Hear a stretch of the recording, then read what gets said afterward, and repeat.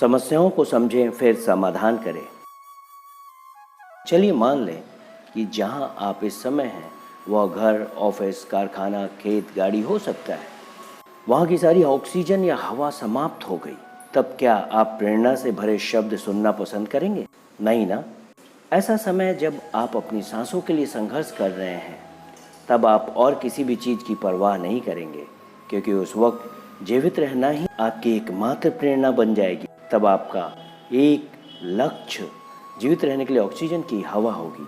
लेकिन क्या कभी आपने ध्यान दिया है कि जब आप आसानी से ऑक्सीजन या हवा प्राप्त कर रहे हैं, तब हवा आपको प्रेरित नहीं करती, क्योंकि संतुष्ट आवश्यकताएं प्रेरित नहीं करती। प्रेरणा सिर्फ उन्हीं आवश्यकताओं से मिलती है जो पूरी नहीं हुई है।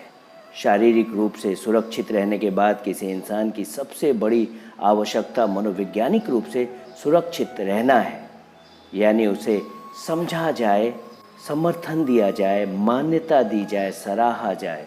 दूसरों को समझकर या कहें किसी व्यक्ति की बात परानुभूति से सुनते हैं तो आप उसे मनोवैज्ञानिक हवा देते हैं। और जब इस महत्वपूर्ण आवश्यकता की पूर्ति हो जाती है तो उसके बाद आप प्रभावित करने या समस्या को सुलझाने पर ध्यान नहीं देते हैं।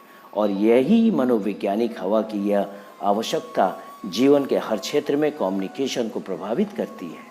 हम दूसरों को मनोवैज्ञानिक हवा देकर भावनात्मक बैंक खाते में बहुत बड़ा डिपॉजिट कर सकते हैं। लेकिन इसके साथ ही यह भी खास ध्यान रखना चाहिए कि दूसरों को समझने या परानुभूतिपूर्वक सुनने के समय आप प्रभावित होने के लिए अपने द्वार खोल देते हैं। तब आप असुरक्षित हो जाते हैं, यानी आप भावनाओं में बह सकते हैं। ऐसे समय आप में अपरिवर्तनीय आंतरिक केंद्र यानी सिद्धांतों का केंद्र प्रदान करने वाली आधारभूत आदतों का इस्तेमाल करना चाहिए, जिससे आप बाहरी असुरक्षा का सामना शांति और शक्ति से कर सके। दूसरों को समझा जाए, इसके साथ समाधान सुझाने के लिए समस्या को समझें।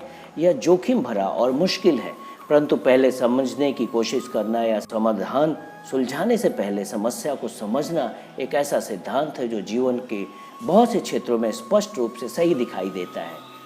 यह बिल्कुल वैसा ही है जैसे जब तक आपको अपने इलाज के लिए यह विश्वास न हो कि डॉक्टर ने आपकी बीमारी या समस्या समझ ली है, तब तक आपको उसकी दवाओं या समाधान पर जरा भी विश्वास नहीं होगा। ठीक ऐसे ही पेशेवर वकील किसी का केस अदालत में बहस करने के पहले स्थिति समझने तथा कानून और पहले के समान स्तर वाले केस के उदाहरण को समझने के लिए तथ्य और फैक्ट फिगर्स इकट्ठा करते हैं। अच्छे वकील अपना केस लिखने से पहले विरोधी वकील या केस को भी अच्छी तरह परखता है।